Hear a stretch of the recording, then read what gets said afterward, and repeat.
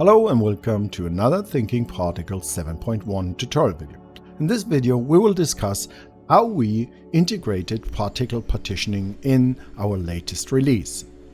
We enhanced our PRTExport node, which allows us to create partitions.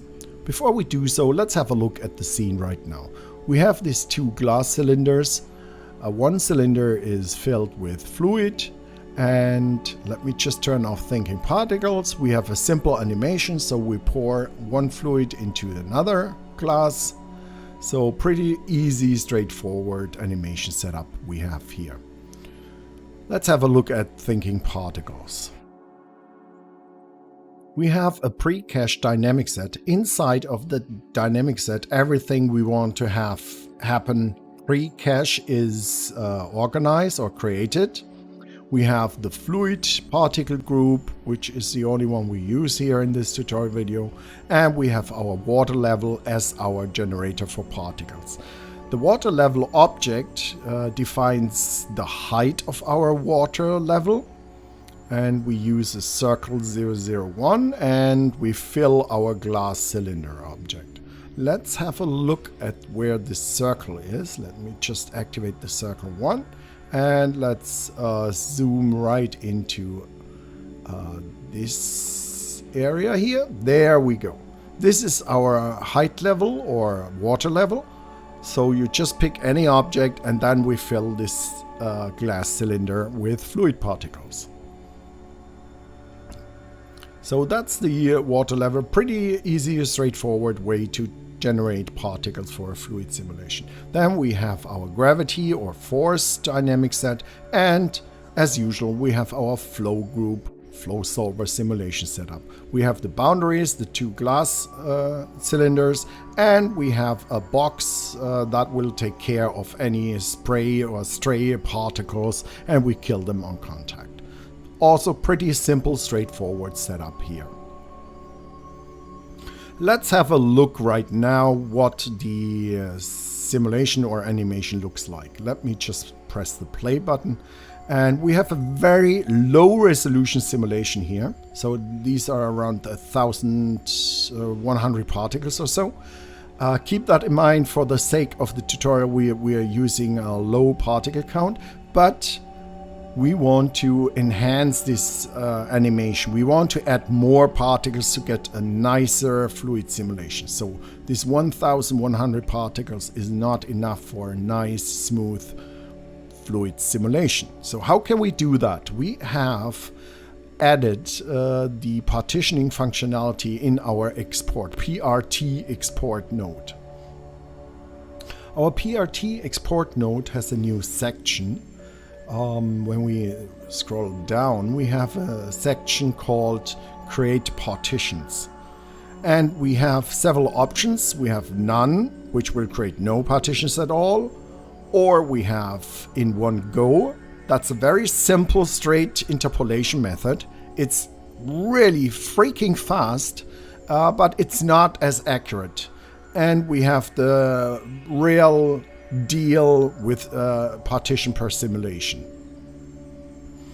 or better to say, every simulation will create a partition. So, but let's start with the in one go option. So we have 10 partitions, so we will have 10 different outputs of our simulation, and let me just generate that.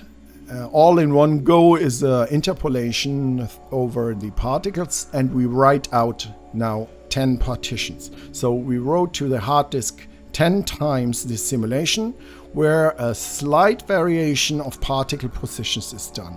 I've turned off the pre-cache, so we are no longer doing a simulation. We are just loading PRT file from hard disk. And here is what's automatically generated: subfolders partition 1 to 10, and in our main folder we have the, so to say, original partition 0, so to say, simulation. So that's all we have here right now. Let me just reset the simulation here. Yeah. And let's have a look now what we can achieve. Let me just move that over here. Okay, here we go. Let's just play. Keep in mind, this is now from hard disk. It's a cache file. But as you can see, we have now much more particles. We have around 10,000 particles now. So that's our factor of 10.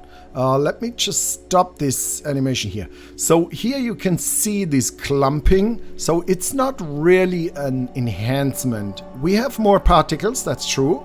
If we wanted to create a surface, that would help a lot. But the simulation itself is not enhanced. So we have these clumps and clumping, and also some particles go through the glass cylinder. So in that case, it's not the best option. So let's go back to and do another simulation. I'll turn pre-cache on again. Let me move that to the side, reset the simulation. So we are back to simulating our fluid.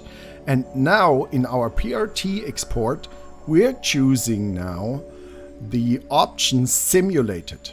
Now we will have 10 simulations in one go. And for each simulation, the random seed will slightly be modified or manipulated so that the positions are very slightly different from each simulation. So in fact, we are now increasing the particle count of our simulation.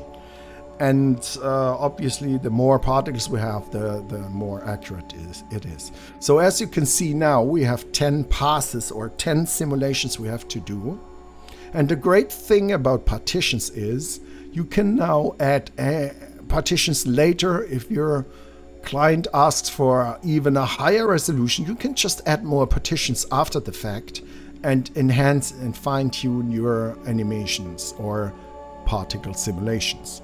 Okay, that's 10 simulations.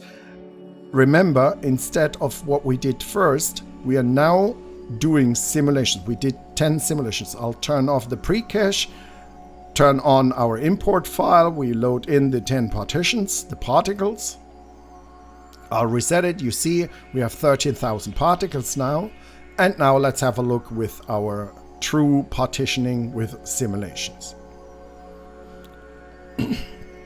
So this is from cache. And now you can see we have a totally different look of our animation. It's smooth, it's clean, and we were able to increase and enhance our fluid simulation.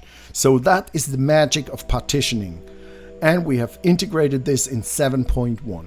I hope you liked this short video. Check out our other videos as well. Goodbye.